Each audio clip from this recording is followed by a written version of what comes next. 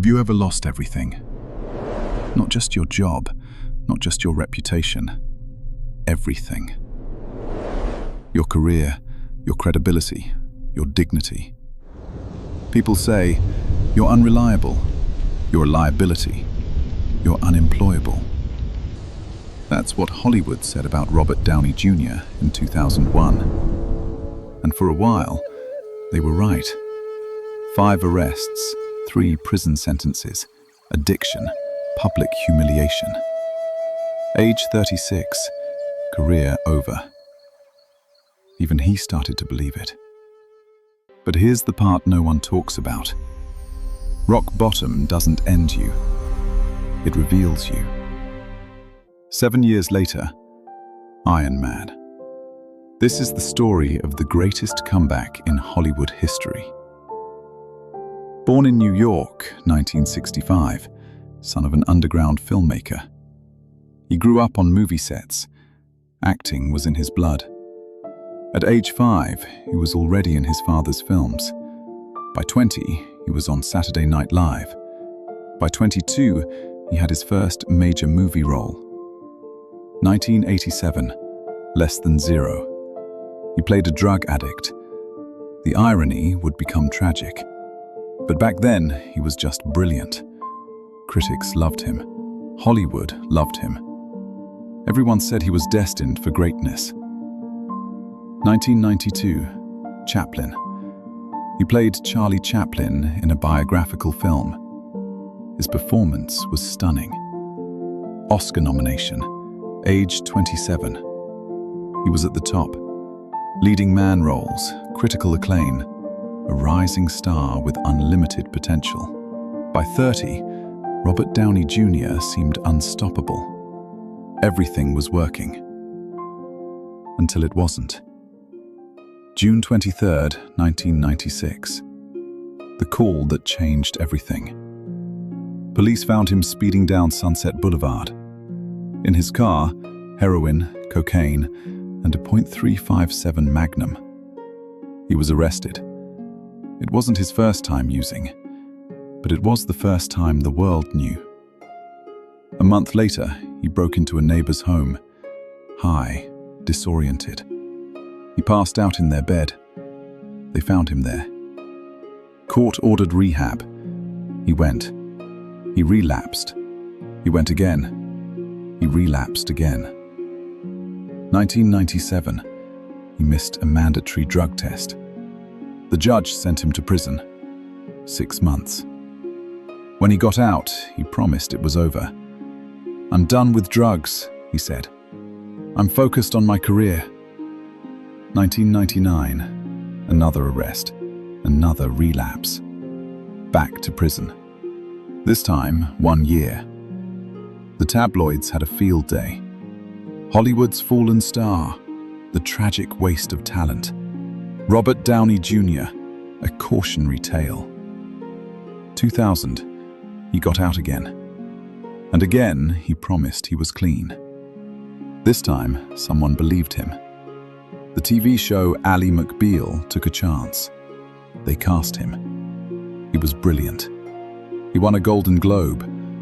It looked like the comeback had begun. April 2001. He was found wandering barefoot in an alley in Culver City. High again. Arrested again. Ally McBeal fired him immediately. The Golden Globe didn't matter. The second chance didn't matter. He was done. And this time, Hollywood meant it. Insurance companies blacklisted him. This is critical. In Hollywood, you can't work without insurance. If you're too much of a risk, studios can't hire you, no matter how talented you are. Robert Downey Jr. had become uninsurable, which meant unemployable. His agent dropped him. His second marriage ended. He had no job offers, no prospects, no future. Age 36, and his career was dead. But something happened at the bottom.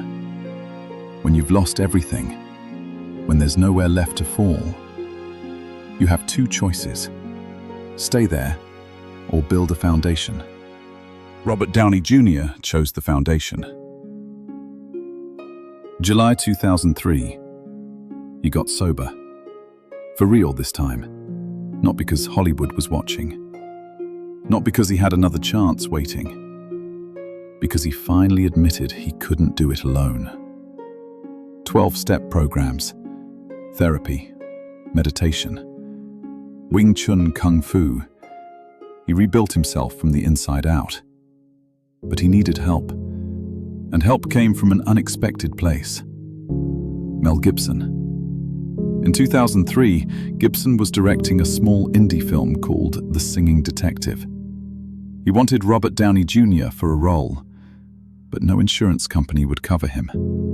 So Mel Gibson paid the insurance himself, out of his own pocket, $1 million. One person believed in him when no one else would. That's grace. 2003, The Singing Detective. A small role, nobody noticed. 2005, Kiss Kiss Bang Bang, a supporting role. Critics said, he still got it. 2007, Zodiac, another supporting role. No incidents, no relapses. He was proving himself, slowly. But nobody wanted to take the big risk. Nobody wanted to make him the star again. Except one person. Jon Favreau. 2008, Marvel was casting Iron Man. They wanted a big name, a safe bet. Tom Cruise, Sam Rockwell, someone bankable. Jon Favreau fought for Robert Downey Jr. There is no Iron Man without Robert Downey Jr., he said. Marvel hesitated. The insurance issue was still there. The risk was enormous. But Favreau wouldn't budge. And finally, Marvel took the chance. May 2nd, 2008, Iron Man premiered. Age 43, 7 years after his career died. 7 years of rebuilding in silence. Opening weekend, $585 million worldwide. Robert Downey Jr. wasn't just back. He was bigger than he'd ever been. Iron Man became a cultural phenomenon. He anchored the Marvel Cinematic Universe for over a decade. He became the highest-paid actor in the world. From unemployable to $75 million per film. So what does this story teach us? That your worst moment doesn't define your future. Robert Downey Jr. wasn't unemployable. He was being prepared.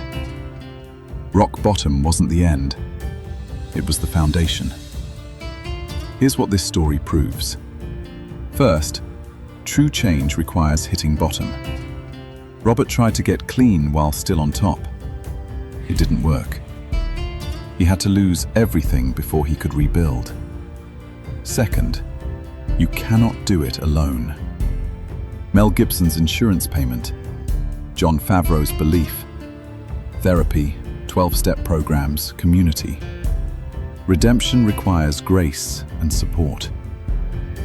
Third, the comeback is always greater than the setback.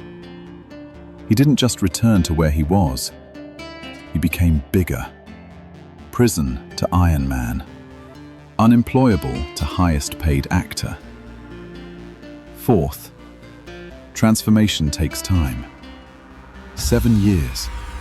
From 2001 to 2008, 7 years of daily discipline. 7 years nobody saw. And finally, your past doesn't disqualify you. 5 arrests, 3 prison terms, public humiliation, career death. None of it was the final word. This is what redemption looks like.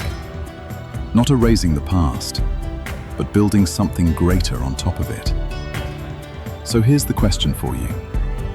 What do you need to come back from? What failure are you hiding from? What mistake do you think defines you? What redemption are you afraid to believe in? Because here's the truth. Rock bottom can become your foundation, but your worst moment doesn't have to be your final word.